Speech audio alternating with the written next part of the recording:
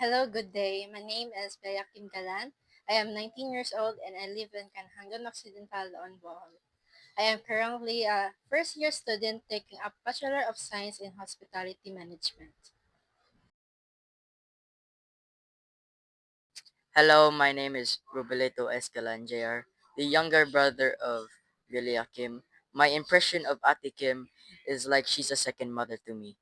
She's a smart, independent woman, and she helps me when I'm struggling in making assignments or projects, and also when I'm confused how the computer works.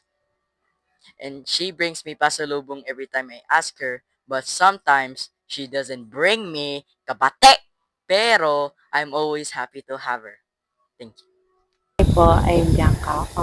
Isa sa mga pinsan ni Belia, katawa ni pinsan ni Belia sa mother side. Ayun. So, in general naman, Bella is very empathetic, ano din siya, insightful, tapos very reserved talaga siyang tao. Like, literal atang sa age group namin magpipinsan, siya yung pinakatahimik. Pero it's not a bad thing. Wala, personality niya yon. Pakialam mo. Anyways, ayun. Ano siya, para siyang nag-give off ng Maria Clara energy in every function or like may events kami, ganon. Tapos, ayun din, mabait siya. Given naman na yon, meron lang siya makiramdam, matulungin, and she always knows kung ano yung mga need mong malaman whenever you need advice from her. Ayun. So, ang daming sinabi, hindi pa binisaya eh. Ayun, she's the type of listener din talaga na feel mong understood ka kapag shinare mo sa kanya kung ano yung pinagdadaanan mo. Ayun. And siguro as a fellow eldest na din na sibling, firstborn, ayun, mabait yung ate, sobra. Tapos, tumutulong siya dun sa pagbabantay ng youngest niya, which I can never do. 1, 2, 3, go, kanya-kanya na to. And then, very responsible talaga siya. And siya yung type ng anak na parang, alam mo yung pagkakatiwalaan talaga ng parents. Ganun. Ano. Tapos, ano din, sobrang proud ako dun sa drive and of course, yung creativity niya. Kasi, meron na siya mag-business, guys. Like, meron na siyang shop for her, anong tawag doon? Yung mga bracelets, ganon, mga keychains. Tapos, may side hustle din siya wherein yung passion niya sa cooking is nagagamit niya kasi binibenta niya din. Ang hangin. Sorry, may hatagan po dito sa Luzon. Anyways, ayun. Nagagamit niya to earn extra money, ganon. Tapos yun din yung gusto ko sa kanya kasi meron talaga siyang discard sa life. Ayun. And, ayun, ano pa?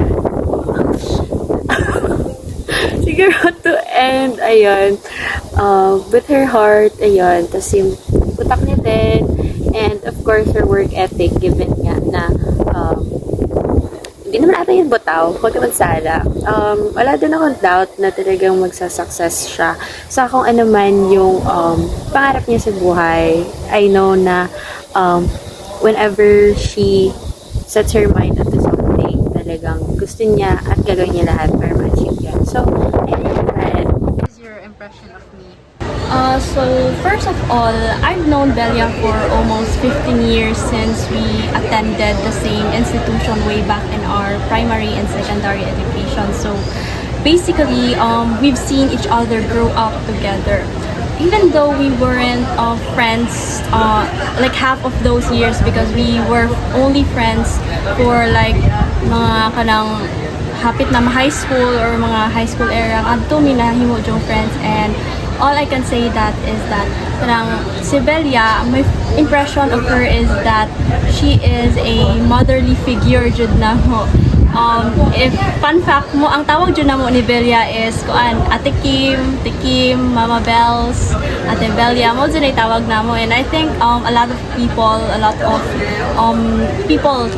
around the campus or mga kaila ra jud ni Belia is will definitely agree na mura jud motherly figure si Belia, not just because tungod sa iyang edad or tungod kay siya ang pinaka tiguang sa mua, siyang oldest, it is because the way she carry herself with such independence and responsibility at a young age, and the way she carry herself on situation sa niya pagsulbad sa mga situation. So I think despite na sometimes medyo strict siya or medyo professional ang iyang stance kunuhay, is that wala kibawang ubang tao na si Belia di ay is very outgoing and very kind person. So, if joke ni mo, hala mo, katawa na lang. Char, makatawa dyan siya. So, yeah, I think that is the main reason na ngano yung nagka-close ni. And I think that we both share the same characteristics, and I hope na dili ni mabago niya, and I hope na mas responsible pa siya, especially kay na siya sa college. So, mora to. Is your impression about me? Kuan, like, pag first akong kita ni mo kay, di ba, brown ko makagbuong ato, anak mo, mura lagi ni siya sikuan ka ng, katong Disney Princess, bitaw si Belle ba to? Basta, wala siya yung color sa buhok nga, kuan, si Belle, matingal ito siya katong nag-list, yung kanang, kuan, Paris, ana siya, no? Kaya pag-speak sa nimo, pag-introduce nimo sa myself, kay kuan, kanang, mura bitog hinhin, murag soft girl, nga murag dili makabasag og pinggan, nga murag go with the flow ra nga, kuan pwede kuan ka, nga murag ka, okay lang, mag-inana bitaw, mana mo. And then, naka-remember ko nga, Kadogos and last name Galan, so nakaabi ko if taga kuan na ka, taga mura ka, tambungan ni ana. Galan maguna ko rin, galan dito ba. Yeah. Mo-approach yung ako kay makig-friend, kay pilingon ka ba ko. Yeah, wala na lang kay kanang wait sa makagawas, hindi ka na uli. Hello, excuse me. Can I interview you? Yes po. What is your name? I'm April Eliza Vega. What is your impression of me? My impression of you at first, if we're going to looks, you look kind of strict and malita, but I can say naman na you're approachable by the way, by how you approach me, asking me to, if you can interview me.